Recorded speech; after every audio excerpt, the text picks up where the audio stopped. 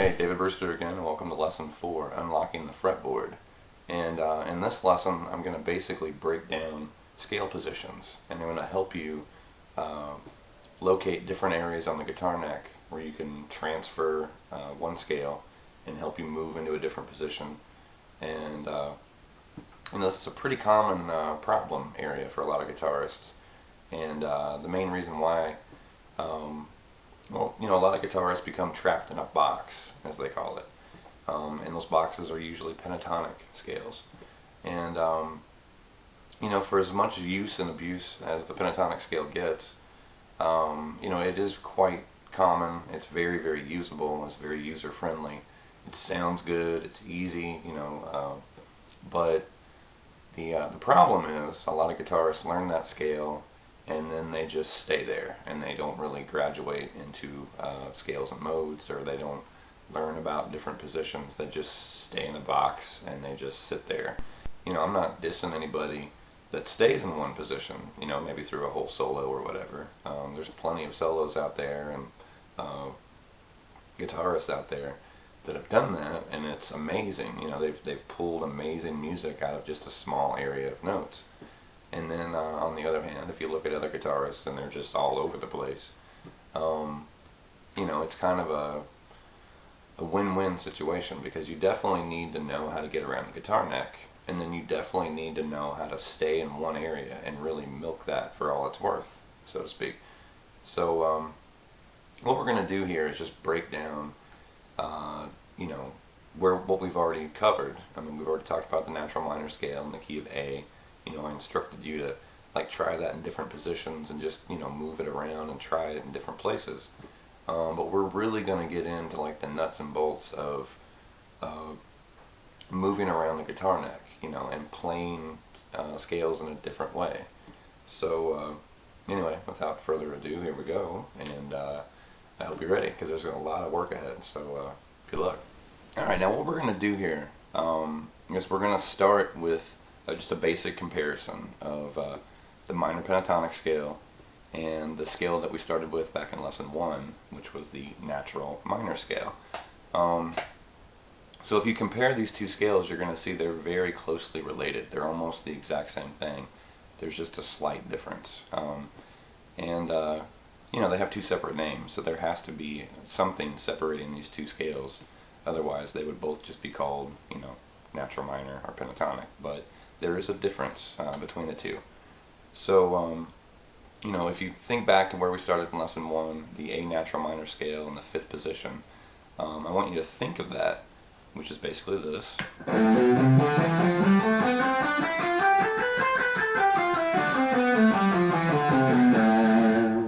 I want you to think of that area right here, because what I'm going to show you now, which you probably already know, because everybody and their grandma has played the scale, but the minor pentatonic scale in the key of A minor is right here. And when you hear about, a really common term is, well, you're playing from the box, or play that box shape.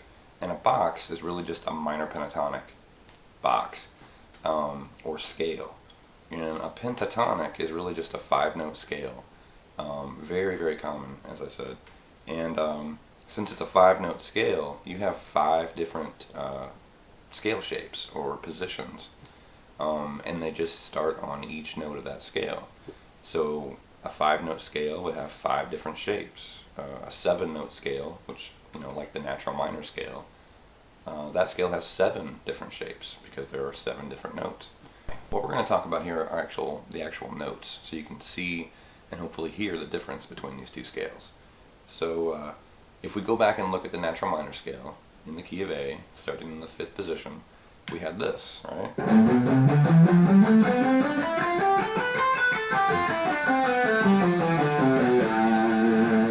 A, B, C, D, E, F, G, A, right? Now if we take that scale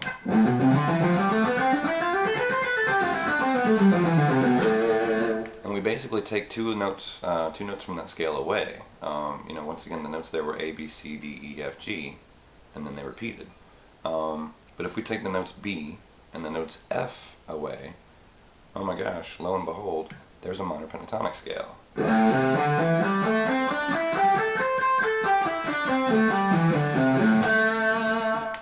And it's a really comfortable shape, you know, very, very popular, very common. You probably already know it. But if you didn't know what notes were contained in that scale, or the structure of that scale, that's the important thing. You know, knowing the shape is good, you know, getting familiar with it and being able to, you know, shred through it's great. But if you don't know what those notes are, then, you know, you've only really unlocked half of the equation here. So, you know, it's really important just to know, okay, well, there's A, there's a D, there's a G, or whatever. But really think about those notes. And once again, if you don't know the notes on the fretboard, I would recommend, you know, get a diagram somewhere. You can find them in books, you can find them online, and just start working with the notes on the neck. And working on this lesson should kind of help, you know, at least get the ball rolling, because we're talking about notes. You know, I'm not saying 5 8 5 7 5 7 5 7. I'm saying A C D E G A. You can find those all over the neck. It's just a matter of kind of learning and memorizing these scale shapes or positions, and then the next thing you know, you're cruising around the neck, you know, playing minor pentatonic. So A C D E G are the notes we're targeting here, and the lowest note from that scale that you can play on a standard tuned guitar is the note E, which would be the low E open, way down there. So start with the low E open, and then play the 3rd fret low E, which is the note G, and then play the open A to the 3rd fret on the A, which is A to C, open D to the 2nd fret on the D, which are the notes D and E, open G, 2nd fret on the G, which is A, 1st fret on the B, and the 3rd fret on the B, which are the notes C and D, and then open high E, 3rd fret on the high E, with the notes E and G. So that scale is the exact same scale right here. It's just a little different range, and you're using open strings. The fingering's different, but the notes are the exact same notes that we're dealing with in this area. It's just the range is a little different. You know, we're starting lower, so we've got that low E instead of the 5th fret on the low E.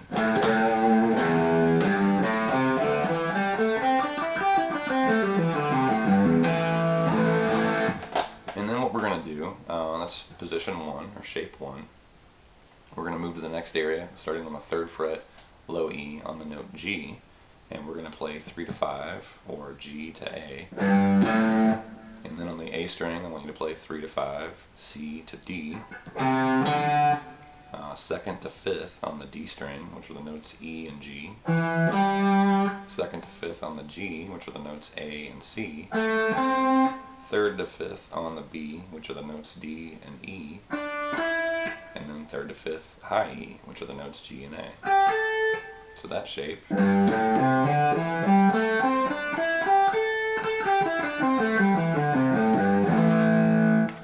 If we go to the next position, we're basically playing the A minor pentatonic box that we were talking about earlier.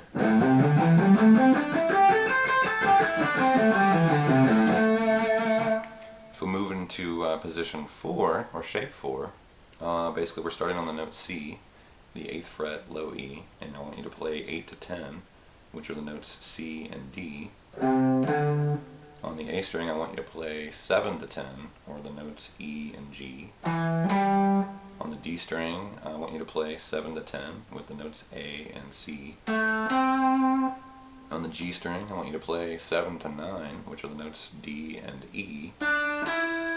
On the B string, I want you to play 8 to 10 with the notes G and A. And on the high E, 8 to 10 with the notes C and D. So that shape, slowly.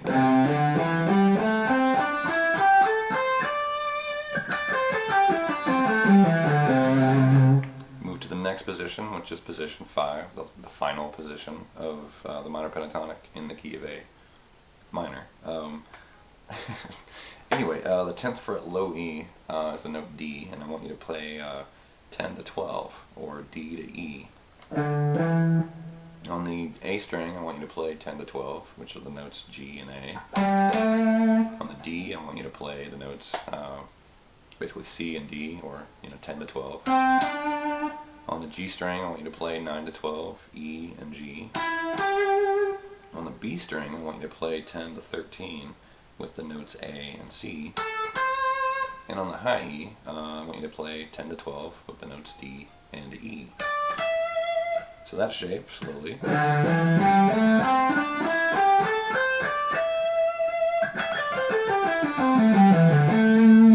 Now, if we basically go up a little bit higher, we're going to basically play the exact same thing we started with down here, but instead of using open strings down here, we're going to fret everything, and we're going to start on the 12th fret. And this is, each of these are really good shapes to practice, but go ahead and just continue up the fretboard. And with that shape, instead of this, up here we would have, and the notes there would be, E to G once again, but now it's 12 to 15 on the low E, A to C, which is 12 to 15 on the A, D to E, which is 12 to 14 on the D, G to A, 12 to 14 on the G, C to D, which is 13 to 15 on the B, and then E to G, or 12 to 15 on the high E.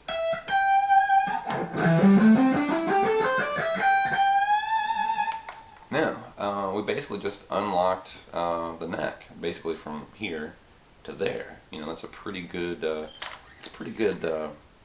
area of real estate there. Let's start with the second shape that I showed you, the one that started on G on the 3rd fret. And I'm going to basically show you a lick that it almost looks like this, but we're really just going to use these two fingers. I don't know if you can see that, but your index and your 3rd finger. That's all you need. You can chop the other ones off if you want. Well, don't do that. But 3rd to 5th, low E, 3rd to 5th on the A. So start there. And then what I want you to do is slide that 3rd finger on the 5th fret up to 7 on the A string, and you've got this little shift, and you're magically in a new or a different position.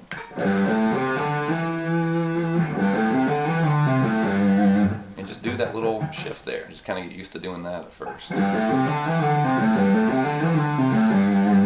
then what I want you to do is, once you get to that 7th on the A, continue up that scale, a couple more strings, 5 to 7 and 5 to 7 on the D and the G, or G, A, C, D, and that would be this.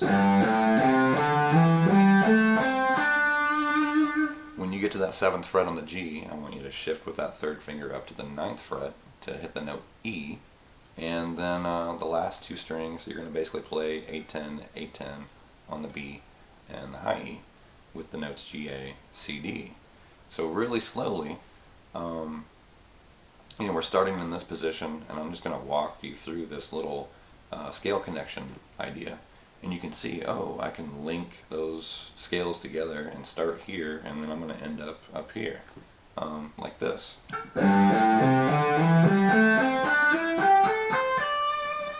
And it's just kind of neat because you're traveling around the fretboard. You're not stuck in a box. You're not lost somewhere guessing, where you're at. You know those notes. Through practicing this, you'll know those notes, and you'll kind of find your way around the neck.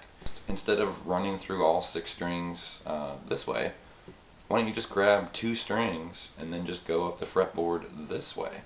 And that'll really force you to understand and memorize the scale shapes, and you're just taking smaller pieces, but you're moving it around.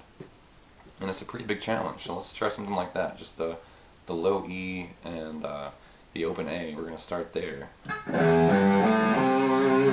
then I want you to play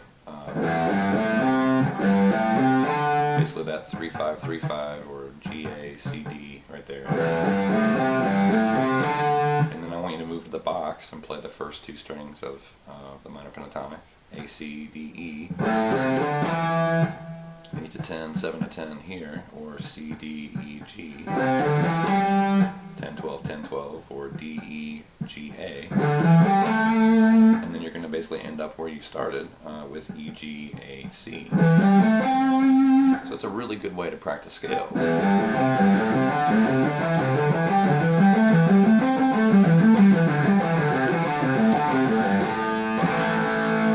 And you can do some really amazing things just by kind of traveling around the neck that way.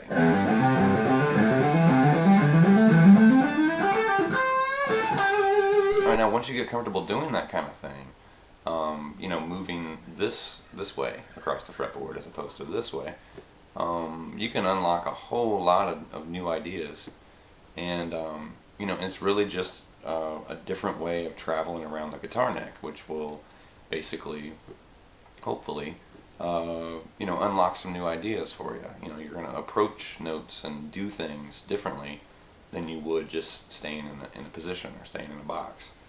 So let me give you an example of that. Let's take the middle two strings, the D and the G, and I'm just going to kind of float around in A minor pentatonic. I'm going to skip the open position for now. I mean, no offense, open position, but I'm going to fret everything just because, well, I want to. So basically, let's just take that middle ground there, this area.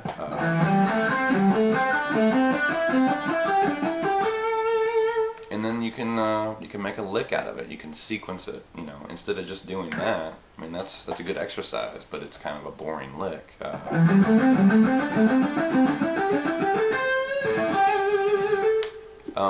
You know, let's make it musical. Let's do something with those notes instead of just, you know, playing them.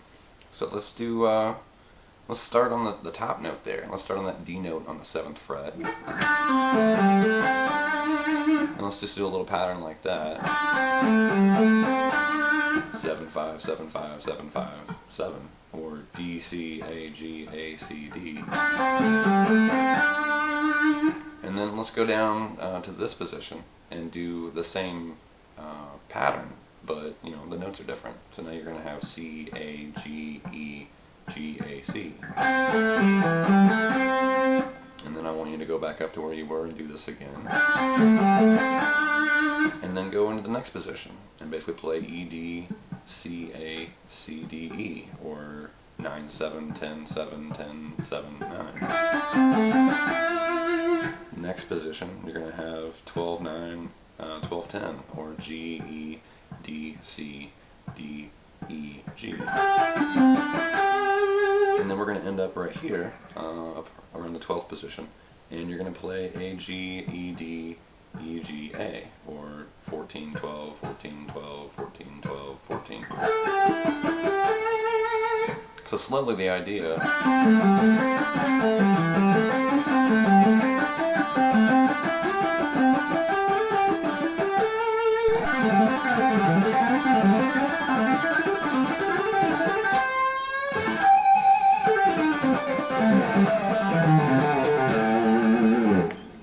Alright, well, that kind of wraps up this lesson dealing with different scale positions of the A minor pentatonic scale.